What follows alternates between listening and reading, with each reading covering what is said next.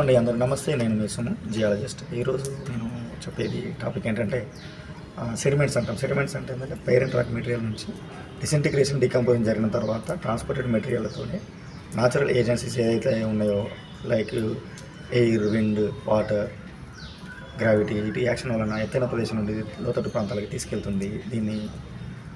వీటిని సెడిమెంట్స్ అని అనవచ్చు. దీన్ని వెదరింగ్ ట్రాన్స్పోర్టేషన్ అని కూడా అనవచ్చు. అయితే బోర్లు వేస్తున్నప్పుడు రైతులు సార్ మస్తు ఇట్లా బౌల్డర్స్ వచ్చినాయి సార్, చిప్స్ వచ్చినాయి, ఫుల్ వాటర్ వచ్చినాయి, కానీ స్టెబిలిటీగా లేదు గ్రౌండ్ అని అంటారు.